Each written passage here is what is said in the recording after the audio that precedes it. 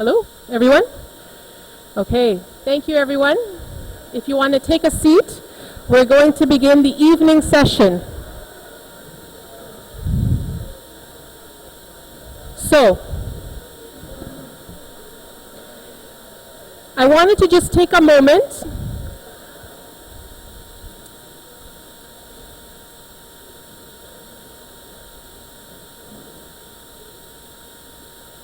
and thank all of you for being here. I wanted to thank all of our speakers who are staying to the end to address any concerns and questions you may have.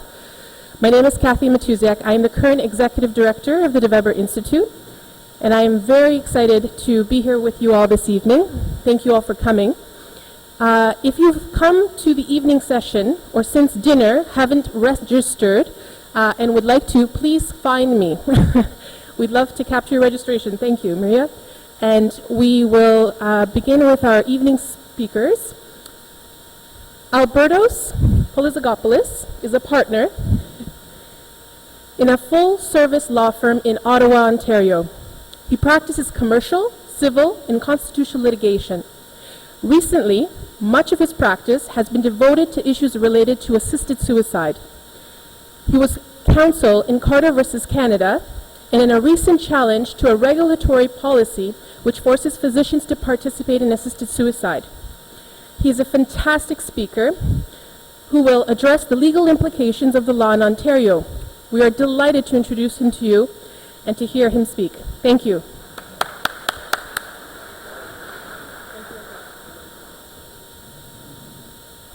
Good evening. So that's me. I'm a lawyer, and a lot of my work lately deals with this issue, so here we are. What I propose to do now, in the short time that I have, is kind of tackle three subjects. One, how we got to where we are from a legal perspective. Two, where are we?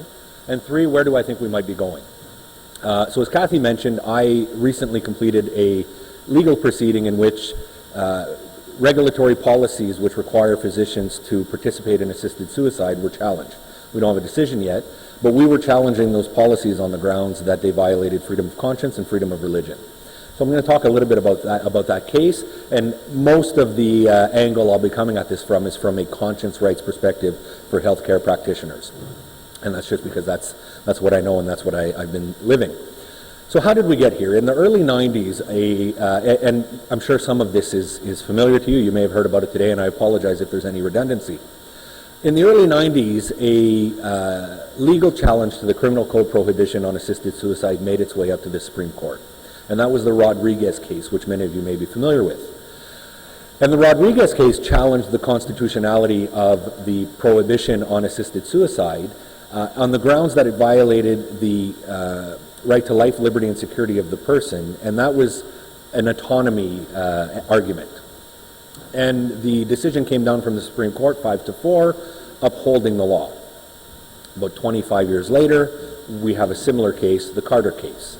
So the Carter case, as you know, was a similar challenge to the same provisions of the criminal code, and again, it was a constitutional charter challenge. And the challenge was a little unique, a little bit different. It alleged that the prohibitions violated the right to life, liberty, and security of the person, and the equality rights of disabled individuals. Ultimately, the Supreme Court ruled in favor of the complainants and struck down the prohibitions. The equality rights argument didn't make any headway at the Supreme Court. They didn't adopt that. They didn't accept that the law discriminated on the basis of disability. They also didn't say it doesn't. They simply didn't get there. What the Supreme Court did was find that the prohibition on assisted suicide violated the right to life of certain individuals. And those individuals were individuals who had a disease which would render them completely incapacitated. And the rationale of the Supreme Court was that these people know that at one point they're going to reach a physical state where they won't physically be able to take their own lives, so they're forced to take their lives before it's desirable. And that's actual words used. So the rationale there is the plaintiff in the Carter case has Lou Gehrig's disease. She knows that in a year or 2 or 3 or 5, she's going to reach a state where she no longer wants to live. But at that point, she won't have the physical ability to take her own life, so she's forced to do it early. And so the Supreme Court finds that the prohibitions on assisted suicide are unconstitutional on those grounds. The Supreme Court did not find that there is a constitutional right to assisted suicide. A lot of people say they do. I disagree. If you read the decision, you may agree, you may disagree. The reality is when you take a legal issue like this, you'll have several different opinions. But nowhere in the Carter decision does the Supreme Court say there is a constitutional right to assisted suicide. All it says is that the existing regime at the time violated the right to life of certain individuals under certain circumstances. So as we all know, they strike the provisions, they give Parliament 12 months to deal with it. In that 12-month period is summer, Christmas, and an election, so nothing gets done. Government changes, the new government comes, asks for a 6-month extension, they get a 4-month extension. And in that whole 16-month period, Quebec legalizes assisted suicide, and they call it healthcare, and Quebec starts providing this as a medical service. But June comes around, June 2016 comes around, and the decision from the Supreme Court takes effect. Parliament eventually responds with Bill C-14, which legalizes assisted suicide and creates a regime and certain regulations to regulate the practice. And the Parliament, the federal bill does a couple of things that are of interest to people like me who have tackled this from a conscience rights perspective. They make it a healthcare issue. They weren't required to make it a healthcare issue. The Supreme Court did not require Parliament to say assisted suicide is now going to be dealt with within the healthcare system, but Parliament chose to do that. And in doing so, what they've done is they've effectively forced 3 types of individuals, 3 professions to participate in. Physicians, nurse practitioners, and pharmacists. Now the pharmacists, to date, I don't know what the level of implication has been, but the law certainly permits for physicians to prescribe a lethal drug and for the patients to go and get that drug, or for the physicians to go and get that drug from a pharmacist. So the federal law takes assisted suicide, puts it in healthcare, and forces these 3 professions to deal with it. Physicians, nurse practitioners, and pharmacists. In Ontario, nurse practitioners are not engaging in assisted suicide yet. Maybe they will.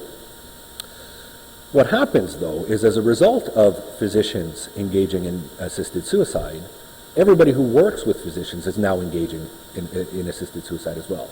Nurses, hospital staff, psychologists, just about everybody within the healthcare system now has their finger on assisted suicide. Some people have no problem with that.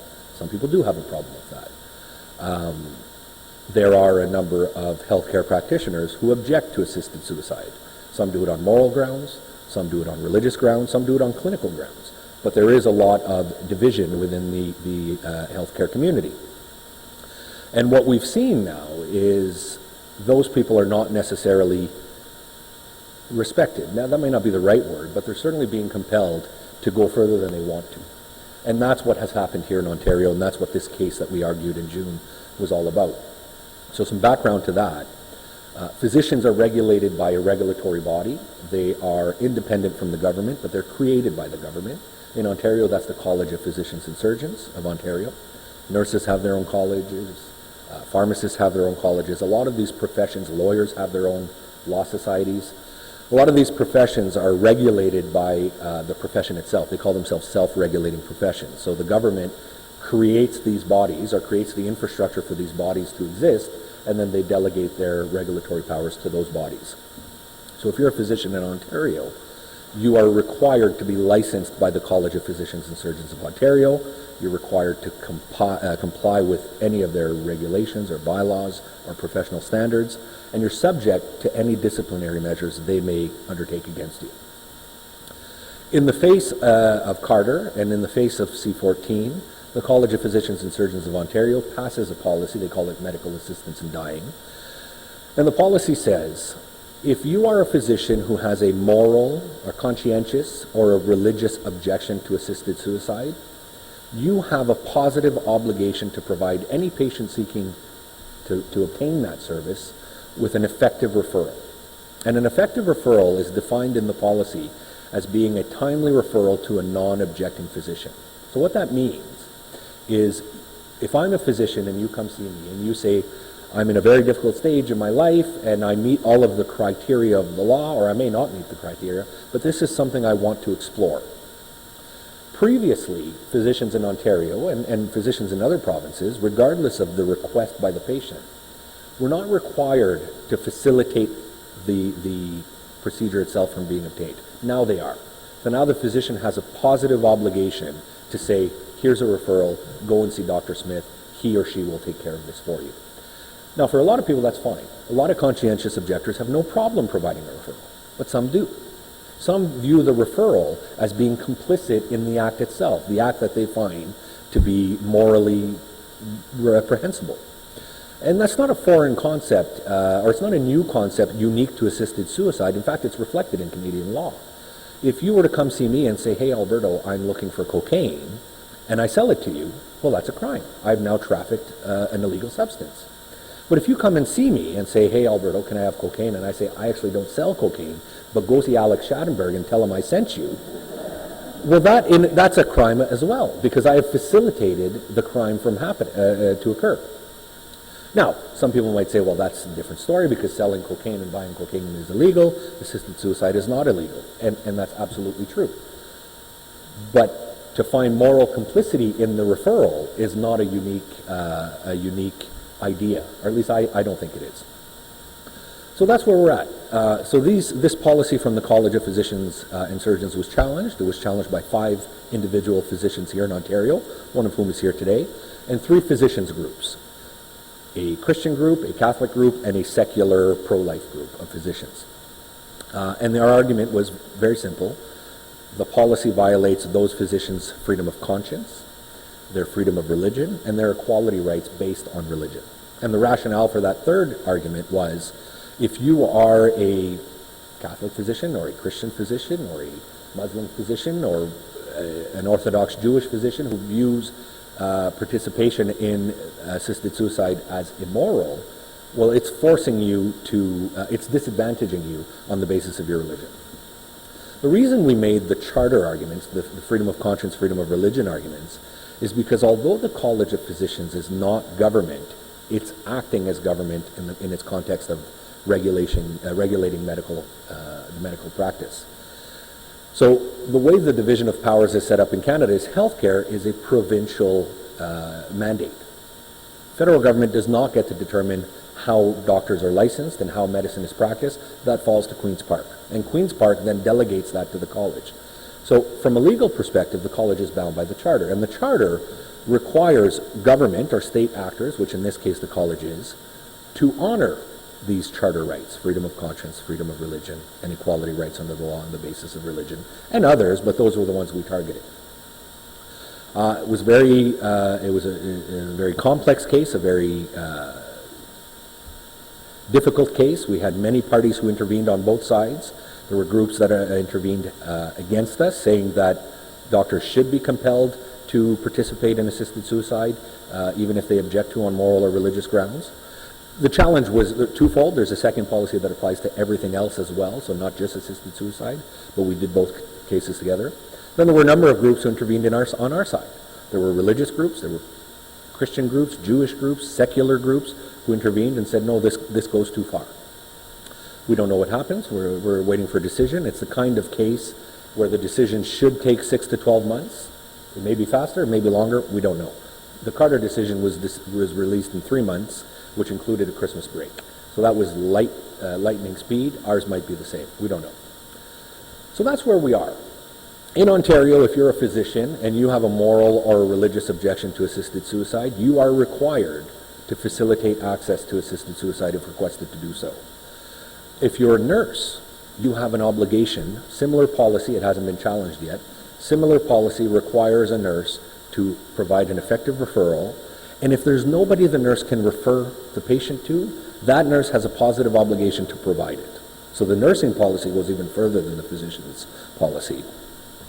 And if you're a pharmacist, similar policy, you have a positive obligation to refer the patient or the physician to a pharmacist who will dispense the lethal drug required to terminate the patient's life. Tough spot to be in if you're a healthcare practitioner and you have an objection to assisted suicide. I can't speak to the nursing or pharmacist colleges in other provinces because I'm not familiar with them, but no other physician's college in the country requires what Ontario requires. Some require physicians to provide information, some require physicians to provide a phone number or an address or things like that, but none of them require direct active participation like Ontario. Quebec comes close. Quebec requires a sort of a backwards referral. If you're a physician in a hospital and you obtain a request and you hold a moral or religious objection, you're required to tell a superior or supervisor, this patient has requested this service and I'm not prepared to give it. So it's kind of a reverse referral, but nobody goes nearly as far as Ontario does. And in the context of the litigation, we went and got expert affidavits from many different people, including people in Oregon, in the Netherlands, and from a law professor whose expertise is on the foreign regulatory regimes of assisted suicide and euthanasia. And not one other jurisdiction in the world requires what Ontario requires. So we're unique. Ontario is unique in that sense. And part of the argument I was making in court was, well, what is it about this problem that everybody else can figure out but us? There is in Alberta, in Manitoba, in Saskatchewan, in BC, there's no obligation. In some of these provinces, there's in fact specific wording that says you're not required to provide a referral. But there's no evidence that any of these provinces have created barriers to assisted suicide for patients. In fact, I think this is anecdotal, so take it for what it's worth, but I think BC is the province that has the best access. And in BC, the policy doesn't require physicians to facilitate it. So what is it that Ontario can't figure out? Now, there's a lot of different hypotheses as to why the college chose to do what it did. I'm not going to get into those. Some people may come up with more nefarious ideas than others. But we truly are unique here in Ontario. Is there feedback? I'm hearing feedback. I'm sorry if there is. So we truly are unique here in Ontario from that perspective. So where do we go from here? What's going to happen? Well, the case we just argued is likely to be appealed either way. It's likely to go to the Supreme Court either way. It's the kind of case that was designed in some ways for the Supreme Court. It's novel. It's never been dealt with. It's highly contentious. It's got national implications. So I hope we win and the other side doesn't appeal, but it's the kind of case that ought to go to the Supreme Court, and so it probably will. And what that means is we probably won't have a final answer on this issue for 3 to 5 years. And that sounds like a long time, but that's actually lightning speed in law, in litigation. We started the case 2 years ago. If we get to the Supreme Court in 5 years, that's 7 years. Wow, that's fast. But what's going to happen over the next 5 years? Well, if you're a physician in Ontario, you're living with this policy hanging over your head. You're in a position where you've got an opportunity to, or you've got the option to either say, I'm going to stay true to my convictions and I'm not going to refer. And let me say this, none of the physicians I represented want to obstruct access. None of them want to act as a barrier. They simply don't want to be involved. They don't want to be a cog in the process, is how one person characterized it. So if you're a physician here in Ontario, for the next 3 to 5 years, you're living with this policy hanging over your head. And you may be forced to compromise out of fear.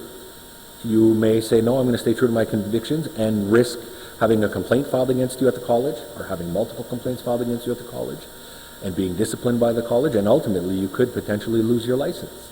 There are physicians who have left Ontario specifically as a result of this policy.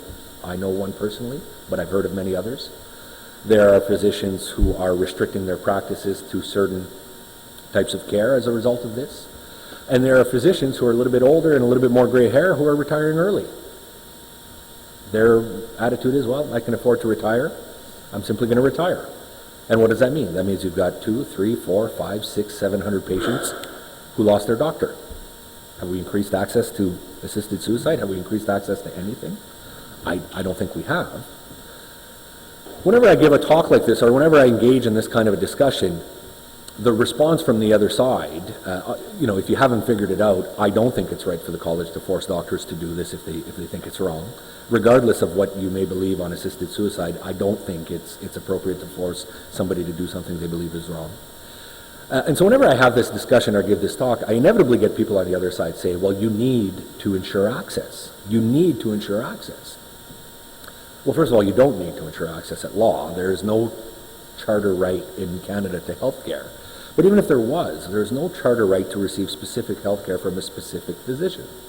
And one of the examples I use when I engage in this discussion has nothing to do with assisted suicide, has to do with birth control, which is also controversial in some circles. About 3 years ago, 3 physicians in Ottawa made headlines for about a week. And you may have heard this story, and you'll be reminded when I tell it. What happened was they operate a private clinic, my family doctor. They operate a family clinic, and at odd times we'll have walk-in hours. So they're not a walk-in clinic, but they do provide walk-in hours. And if you walked into their lobby, you had a sign in the lobby which said, this story predates this policy that we're discussing, by the way. They had a sign in the lobby that said, we don't prescribe artificial birth control. So if you're here for that purpose, don't waste, I'm paraphrasing of course, don't waste your time because we're not going to prescribe it for you. And what happened was a young woman went to the walk-in hours specifically to have a refill of her birth control pills, prescription. She saw the sign, snapped a picture with her phone, posted it on Facebook, left the clinic, went down the street half a block away to a different walk-in clinic, got her birth control pills refilled, and went home. She was no doubt inconvenienced because she had to go to a different clinic. It might have delayed it by half an hour, but she got her birth control pills. That post on Facebook went absolutely viral. It was in the news for about a week, and it resulted in these 3 physicians having a complaint filed against them, Ottawa physicians, by the way, having a complaint filed against them with the college by a woman in BC that they've never met and never treated. They didn't break any policies, they didn't break any rules, so they weren't disciplined. But that's what happened. Now, again, let's step back. So this young lady, no doubt, she might have been insulted, she might have had her feelings hurt, she was no doubt inconvenienced. I would say it's a minor inconvenience, but she ultimately got her birth control pills. Under the new policies, we're talking about euthanasia here and assisted suicide, but there's a similar policy for everything else.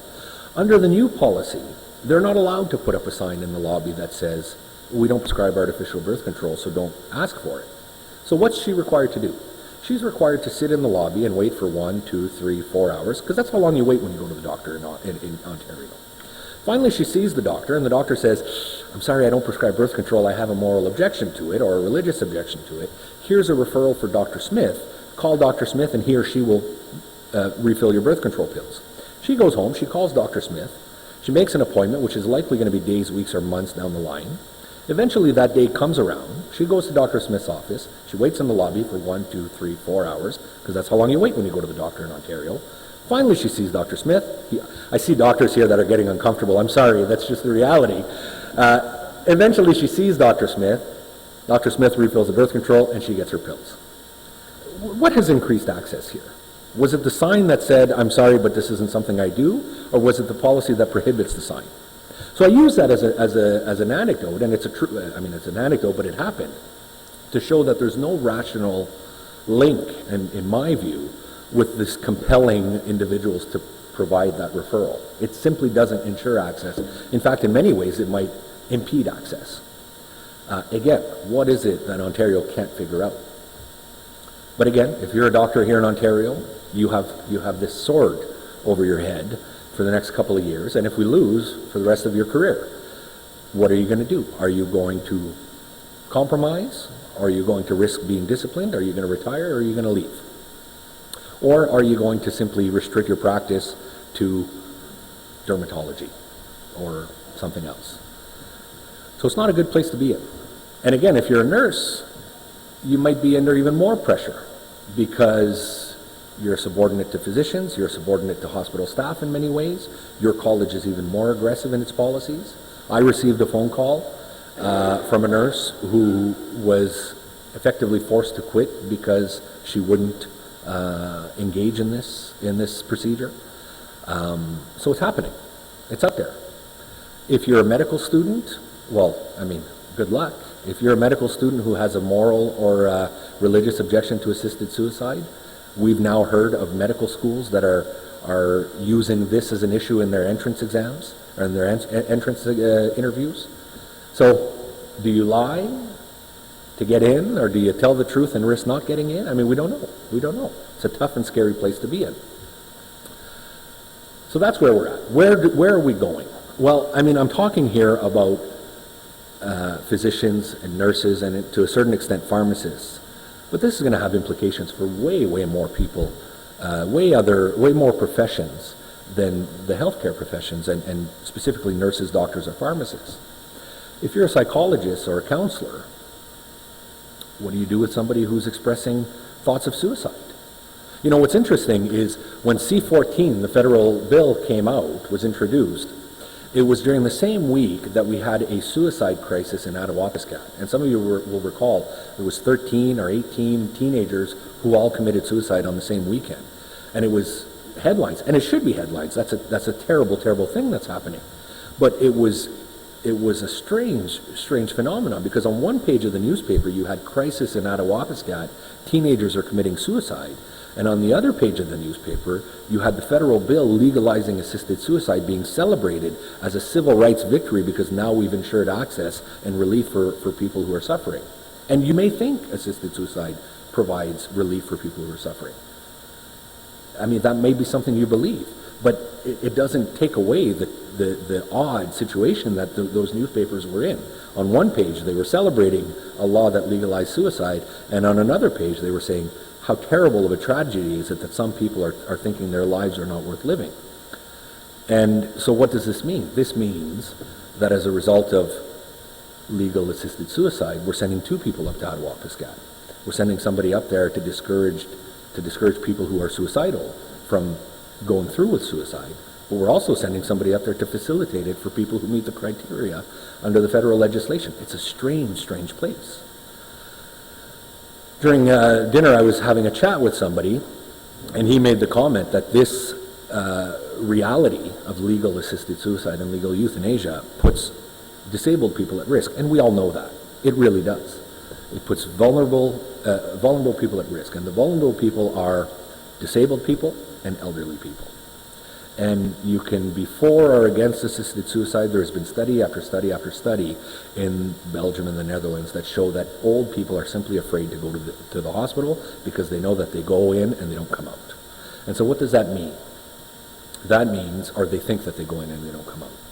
And so what does that mean? That means you're putting people in a situation where they're going to be suffering alone because they're afraid to go to the hospital. Just this week we saw the headlines of a mother with a disabled child who says she was being pressured by the hospital to consider assisted suicide. It has been legal in Canada for just over a year. I am not a guy who does health law. I am not a guy who does elder law. I don't deal with medical issues, and I have received 7 phone calls from people who have family members or loved ones in the hospital who say they're being pressured by doctors or nurses or hospital to go down this road. And one particular one that I find more, I mean, they're all egregious, but perhaps most egregious, was a woman whose mother was in the hospital and she had ALS. And ALS is a terrible disease. And that woman was an immigrant to Canada, so English was her second language, and she was an elderly woman, and from a culture where her husband was really the one doing all the talking in the hospital. And the hospital wouldn't take instructions from the husband. So power of attorney was prepared by my office to give him authority to give instructions on her behalf. And his instructions were, she wants to live and she wants to leave the hospital. This isn't something we're considering. The hospital was hinting at considering assisted suicide. And when presented with the power of attorney, the hospital said, well, this is invalid because she's competent. There's no reason. This is only triggered if she's incapable of providing instructions. She's capable of providing instructions. But they had been disregarding her instructions, which were, I don't want to consider this, listen to my husband. Anyways, the family engages with hospital staff and administration because there's a big concern here that the mother is being bullied and pressured, and says to the hospital, we want to have a meeting, all of the family and our lawyer, with you because there's a problem here. And what happens is, in the interim, before the meeting occurs, somebody from the hospital takes the lady and walks her through the ward where people are, I don't know, I guess that's how hospitals can be chopped up. She takes them through a ward where there's a bunch of people with ALS who are in just a terrible, terrible state, and says something along the lines of, this is what's in it for you. This is what's down the road for you. I mean, how horrible is that? You can think assisted suicide is a great thing, and you can think that it does relieve suffering, and it's necessary to relieve suffering. But when you have an elderly woman who has made it clear, so much so that she gets lawyers involved to say, I'm not considering this, that they would take her and walk her through a ward where you've got all these people in such a terrible, terrible state of suffering, to say, this is what's in it for you, and I'm going to paraphrase because that's what you do, but we've got a way out here. I mean, that's terrible. That's exactly what people on my side of this argument were saying would happen when we were arguing these cases. You know, what's disconcerting in a lot of ways is, as we were leading up to the Carter case at the Supreme Court, people on our side that were opposed or concerned with the legalization of assisted suicide were being called fearmongers. We were being told that we're radical and illogical, and this isn't going to happen. Live and let live is completely, just let people make their own decisions. We're not trying to force you to participate. We're not trying to force you to act on this. And within a year of the decision coming down from the Supreme Court, before it was even legal, we had government expert panels putting out reports that said this should apply to people with mental deficiencies. This should apply to mature minors. Physicians should be compelled to participate through, at the very least, referral. Faith-based hospitals are going to be compelled to participate, or ought to be compelled to participate. The Association of Palliative Care Hospitals, or some equivalent body in Quebec, came out and said, we're not going to do it in our doors because it's not palliative care. These expert panels came out and said they should. Within a year. And now let's fast forward. It's been legal for a year, and we're seeing these headlines of this woman whose disabled child, the woman's being told in front of her child, well, maybe you should consider this as an option. You've got the anecdotes like the one I just shared, where you've got the elderly lady with ALS being shown all these people who are in suffering states, encouraging it. You know, I heard one other, lawyers are generally never deal with anecdotes, but I'm not in a courtroom, and I can deal with them here. I was with a group of doctors a couple of months ago here in Toronto, and again, it was an anecdote, so take it for what it's worth. And there are a few doctors here from Toronto, and you may be familiar with the story, but apparently there was somebody here in Toronto who had gone through the process for qualification for assisted suicide. So you have to be screened by one doctor, by a second doctor. You've got to meet a certain list of criteria. You have to be an adult, a competent adult who voluntarily wants to choose this. You have to have a irremediable disease that leads to your death being reasonably foreseeable and that causes you intolerable pain. So this person had gone through, and then you got to wait, I think, 10 days or 14 days. But you got to wait a certain period of time. So this person had been pre-screened and cleared and met all of the criteria and was waiting those 10 or 15 days. And in the process, has a heart attack, has something, but essentially the hospital revives that person so that in a day or two or three or four, they could provide. I mean, isn't that crazy? If that actually happened, and I believe that it did, but if that happened, isn't that absolutely ridiculous? Why are we doing that? I mean, do you get to bill OHIP twice? Is that the rationale? It's taken us to a place that is just a scary place to live in if you're a pro-life person that has concerns about this issue. But even if you're not, it's just hard to keep track. Again, the newspaper says, what a terrible tragedy.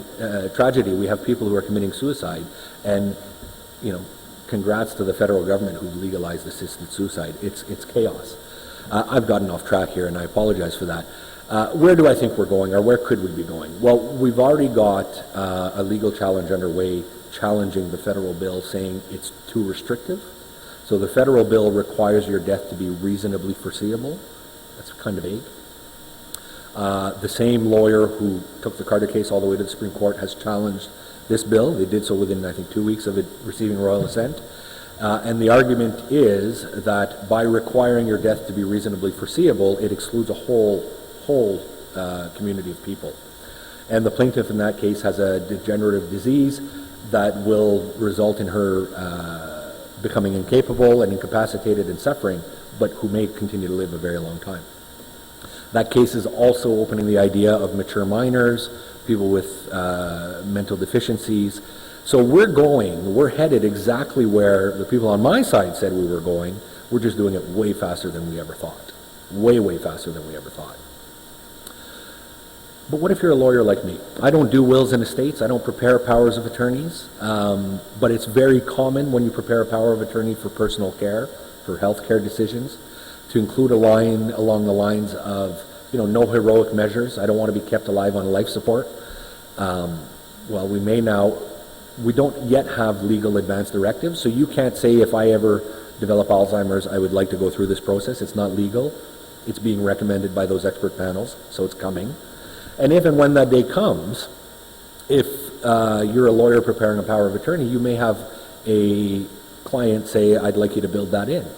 And you may have no problem with that, and you may have a real problem with that because you don't want to be a cog in the process.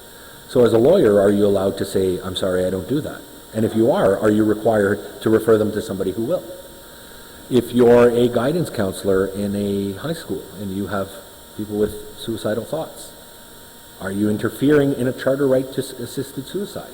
If you're a chaplain in the military, in a prison, if you are and the reason I'm saying I'm using these as examples, they're extreme examples, but they're not that far-fetched. The other side often says that Carter has resulted in a charter right to assisted suicide. It's not true. But if they're right, then suicide is now a right. So play it out. If you have ambulance drivers show up to somebody's house who tried to commit suicide but failed, are they going to be sued for assault, charged for assault if they care for that person or revive that person? I mean, it's an extreme example. It's almost ridiculous in some ways.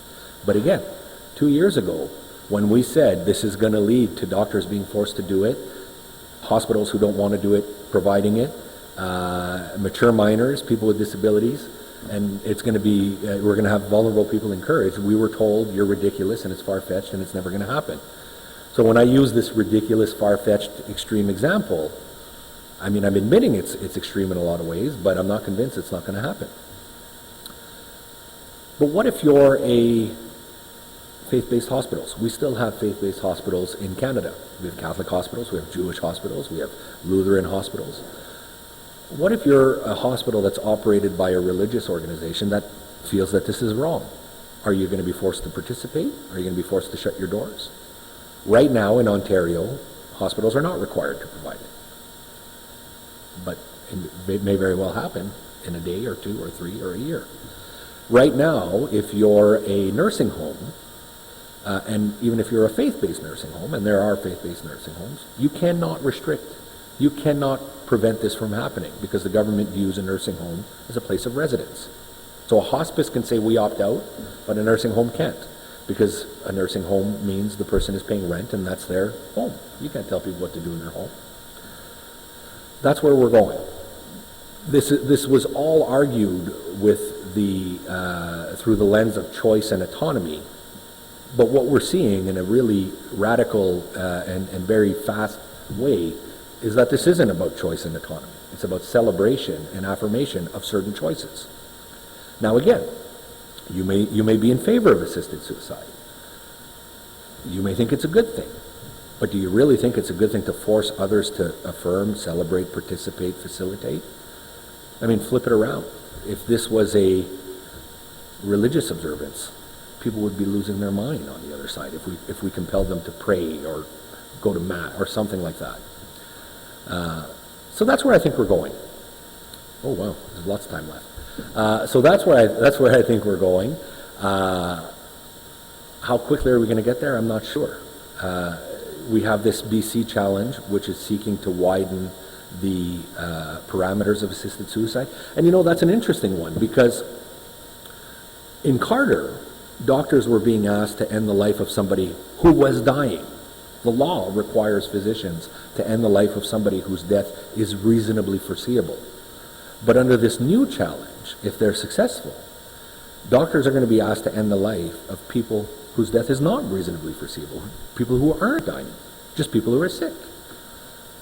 Well, what's sick? I mean, we've heard the stories from the people, the two blind brothers in Belgium. We've heard stories of elderly people who didn't want to live without their spouse.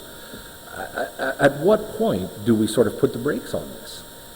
You know, Alex has a million anecdotes, I'm sure he shared some with you, of these vulnerable people who feel like they're being pressured. Or these vulnerable people who don't want to be a burden on their families. I mean, that's just the reality. That's going to happen. They don't want to spend their inheritance. They don't want to do all these things. But from a purely legal perspective, right now, unfortunately, there's no explicit protection for the vulnerable people, for the healthcare practitioners who work in these environments, which where they may be vulnerable to be required to participate in this. I say that the Charter of Rights protects them, but the College of Physicians and Surgeons of Ontario disagrees, and we haven't heard back from the courts yet. So what that means is, if you're one of these people who live in a very tough spot, I walked in the last couple of minutes of Alex's talk, and I heard him say there is no real there's no real regime in place to observe and make sure that people are complying with the law, and he's right. I mean, we saw the story of this nurse who was going off and killing patients on her own, and what's come out is that she was, in fact, confronted by a colleague years ago, and she said, well, they're not going to believe you, they're going to believe me, and the colleague, fearing for her job, stayed silent, and she was, I think, fired, I saw this week in newspapers. The reality is, we don't have any oversight right now. Now, we may one day, but the foreign experience has shown that it simply doesn't fly. It simply doesn't work. There was a study from the Netherlands not long ago, or it might have been Belgium, Alex will correct me, that said a large number of euthanasia instances in the Netherlands didn't really comply with the law and the protocol. One of the experts we had in our case is a guy who sat on one of these review panels. They retroactively review euthanasia cases. He personally reviewed 4,000 cases, and I don't remember what the number was, but a lot of them did not necessarily comply with the laws. What do? It's too late. You can't really come back from that, right? So where do I see this going? Well, from a purely legal perspective, the hot issue on assisted suicide right now is conscience rights, and it is simply because of the way the legal challenges have worked out. That's going to work its way through the courts, and once we're done with that, we're going to have finality on that question. And what it's going to result in is nurses, doctors, pharmacists, other healthcare practitioners will have the protection that we're seeking, and they will not be forced to participate, or they will. And the reality is, if this case goes to the Supreme Court and the Supreme Court sides with the College of Physicians and Surgeons of Ontario, many other provinces will follow suit, one would assume. So the doctors in Ontario may not have places to go. They may not be able to move to Alberta or Manitoba or BC. So where are they going to go? Some may move to the States, some may retire, and some may just compromise. So if you're a young person now and you have a religious or a moral objection to assisted suicide and you're contemplating medical school, there's no doubt that this is hanging over your head and you're considering it. And I'm saying that simply because I know I'm supposed to talk about the legal implications, but the reality is there's a whole lot of real-world, practical implications that follow through as a result of the legal issues here. If you have less people going to medical school, you have less doctors. If you have more doctors leaving medicine or leaving Ontario, you have less doctors. Well, if you have a shortage of doctors, what does that mean? That means you bring in people from outside, that means you lower standards, that means the healthcare system suffers. So there are practical implications here. I wanted to leave time, somebody wanted to leave time, I'm going to leave it at that. What I'm going to say is, the big challenge now is conscience rights for physicians. The big issue on the other side, the big challenge on the other side, is this idea of trying to widen it to people who aren't necessarily dying, to people who aren't 18 or older, mature minors, and to people who would provide advance directives. We're going to have to fight that over the next couple of years, and it doesn't necessarily look good. From a purely legal perspective, there is the equality rights on the basis of disability. It's a plain argument that they're making. Doesn't mean they're going to be successful, and in fact, I might go so far as to say that I hope they won't be successful. But if the law applies to you differently than it applies to me on the basis of my or your disability, well, that is on its face an equality rights issue. So they may end up making assisted suicide apply to everybody and anybody who wants it. And we may end up in a situation like in Belgium or the Netherlands where we realize that a certain percentage of people didn't request it. We've seen those reports come out of those places. So those are the two big fights coming. I'm going to leave it at that, and I'll take any questions if there are questions.